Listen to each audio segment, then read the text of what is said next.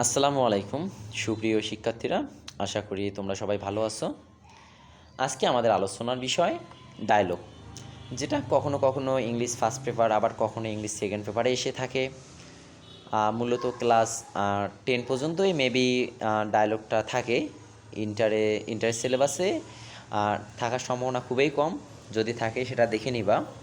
দেখো, ডায়লগ মূলত আমরা সবাই মোটামুটি যাদের ভোকাবুলারি যত ভালো বা যার সেন্টেন্স তৈরি করার ক্ষমতা যত ভালো, তার জন্য ডায়লগ অনেক সুবিধাজনক।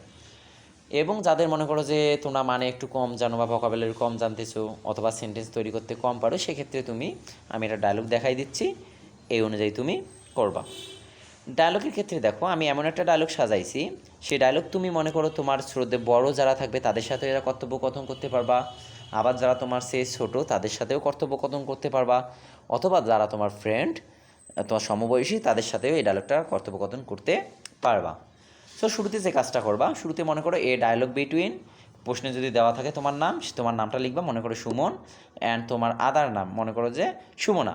তার মানে এই dialogue between Suman and Sumana about, মনে করো একটা বিষয় সম্পর্কিত চাইলো, সেই বিষয়টা তুমি এখানে দিবা, যে about important of learning English, এটা দিতে পারো। মনে করো এইভাবে এখানে লিখলাম। তারপর মনে করো তোমার যে ওখানে নামটা দেওয়া থাকবে, তুমি সেই নামটা প্রথমে শুরু করবা।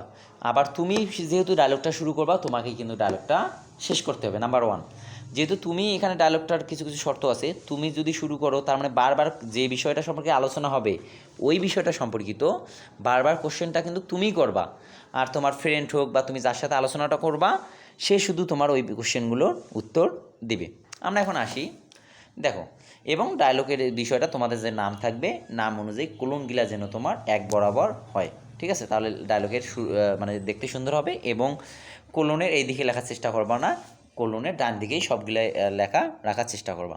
দেখো, আসসালামু আলাইকুম কমা দিয়ে তোমার যে আদার্স যে নামটা থাকবে, তোমার ওই ফ্রেন্ডের নাম দেবে আদার্স, ঠিক আছে? মনে করে আসসালামু আলাইকুম আমি সুমনা দিলাম, তাহলে এখানে দেখো আসসালামু আলাইকুম সুমনা, তারপর দিবা হাউ আর ইউ। ক্লিয়ার? যেহেতু আমরা কি জানি যে কোনো কিছু যদি কাউকে ইন্ডিকেট করে নাম ডাকা হয়, তার সামনে কি বসে, কমা বসে। যেমন আসসালামু আলাইকুমের কমা, কমা দিয়ে তার নামটা লিখবা।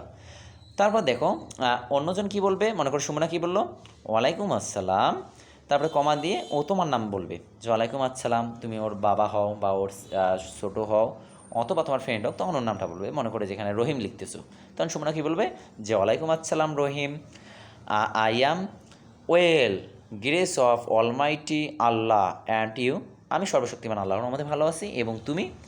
তখন মি কি বলবে যে I am also fine, now what are you busy, যে আমিও ভালো আছি, তুমি কি এখন ব্যস্ত? তখন অন্যজন কি বলবে, নো বা ও ডিয়ার নো, বাট হোয়াই, যে না আমি তো তেমন ব্যস্ত না, কিন্তু কেন? তখন তুমি বলবা I want to discuss an important matter with you, আমি তোমার সাথে কিছু ইম্পর্টেন্ট ব্যাপারে কী করতে চাই, আলোচনা করতে চাই। তখন অন্যজন বলবে যে ও, তারপর ও তোমার নামটা বলবে যে ও, মনে করে এখানে নামটা দিয়েছিলাম রহিম, তার মানে ও রহিম, তারপর কমা দিয়ে প্লিজ টেল মি, হ্যাঁ তুমি আমাকে বলতে পারো, দয়া করে আমাকে বলো। Whatever you wish to know, তুমি আমার কাছে কী জানতে চাও। তারপর কি বলবে, এই যে তারপর তোমার বিষয়টা শুরু হবে এখান থেকে তুমি কি করবা, ওকে একটা একটা করে কোশ্চেন করবা, মানে ধীরে ধীরে একটা কোশ্চেন করলা, ও একটা কোশ্চেন উত্তর দিলো, আরেকটা কোশ্চেন করলা, আরেকটা কোশ্চেন উত্তর দিলো, তোমার ইচ্ছা, তুমি 3-4টে কোশ্চেন করতে পারো, ও 3-4টে ধারাবাহিকভাবে আনসার দিল, তুমি যতটুকু লিখতে পারবা সেই অনুযায়ী এটা ওই বিষয়টা সম্পর্কিত আলোচনা হবে। মনে করো এখানে আমরা বললাম কি ইম্পর্টেন্ট অফ লার্নিং ইংলিশ, তখন কী বলবে, আমি তখন কি বলবো, যে ওকে বলবো যে Sumana can you tell me about যে ইম্পর্টেন্ট অফ লার্নিং ইংলিশ বা লার্নিং ইংলিশ, ঠিক আছে? তখন সুমনা কী বলবে যে yes, yes Rahim, I know it is a very important, এভাবেই কী করবে, সেই উত্তরটা দিবে।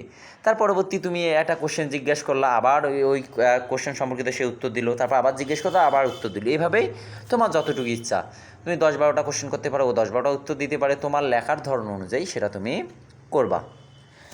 তারপর আসো, তারপর যখন এগুলো আলোচনা শেষ হয়ে যাবে, আর কোশ্চেন নাই, আর কোনো উত্তর নাই, তখন তুমি এখানে আসবে, তারপর তুমি বলবা ওকে, ওকে সুমনা, যেহেতু আমি সুমনা নাম নিছি, I understand now and thank you very much, আমি এখন বুঝতে পারলাম, তোমাকে অসংখ্য ধন্যবাদ, you have given to me an excellent and precious theoretical knowledge. তুমি আমাকে যে বাস্তব সম্মুখীন যে জ্ঞানটা দিলা বা খুব সুন্দর যে একটা বাস্তব সম্মুখীন জ্ঞান দিলা, তার জন্য তোমাকে অসংখ্য ধন্যবাদ।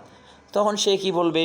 আদার্স অর্থাৎ Sumana, you are most welcome Rahim, তোমাকে অসংখ্য ধন্যবাদ রহিম, অ্যান্ড টেক কেয়ার, তুমি নিজের যত্ন নিও। তখন কি করবা? তুমি কি বলবা? যেহেতু তোমার দ্বারাই শুরু হবে, তোমার দ্বারাই শেষ হবে, সে তুমি আল্লাহ হাফেজ, যেহেতু সুমনা বলছো তাহলে আল্লাহ হাফেজ Sumana, and see you again, খোদা হাফেজ, আল্লাহ হাফেজ, গুড বাই, টাটা, ইচ্ছা যার যেমন হবে তুমি সেভাবেই দিতে পারো, কোনো সমস্যা নাই। সি ইউ এগেইন, তোমার সাথে আবার দেখা হবে। সো তোমাদের যে বিগত সালের যে বোর্ড কোশ্চেনগুলো আসছিল ডায়লগের, এই বোর্ড কোশ্চেনগুলো তোমরা বেশি বেশি করে যে বোর্ড কোশ্চেনে দেখবা যে বিষয়গুলো বারবার আসতেছে, এই বিষয়গুলো তুমি বেশি বেশি প্র্যাকটিস করবা, তাহলে দেখবা যে মোটামুটি তোমার একটা অটোমেটিক ডায়লগ সম্পর্কিত ধারণা চলে আসবে। অথবা তুমি এই শব্দগুলো বা এই বাক্যগুলো যে দেওয়া আছে এখানে, এই বাক্যগুলো তুমি এ ডায়লগ বিটুইন থেকে এই সিস্টেমে লেখার চেষ্টা করবা, যে এ ডায়লগ বিটুইন দিয়ে ওখানে দিলা, দেওয়ার পর মি এবং আদার্স নামগুলো নেওয়ার পর এক জায়গা দিয়েই যেন কোলনগুলো থাকে এক বরাবর, এবং কোলনের এই দিকে যেন কোনো সেন্টেন্স আনা যাবে না, কোলনের ডান দিকে সকল সেন্টেন্স রাখার চেষ্টা করবা, তাহলে ঝোপ ঝোপ হয়ে লেখাগুলো সুন্দর দেখাবে। কারণ লেখা সুন্দর হলে তোমার টিচারের মন মানসিকতা ভালো থাকলে মার্কগুলো তোমাকে বেশি দিবে। সো আজকে এ পর্যন্তই, সবাই ভালো থেকো, সুস্থ থাকো, আল্লাহ হাফেজ।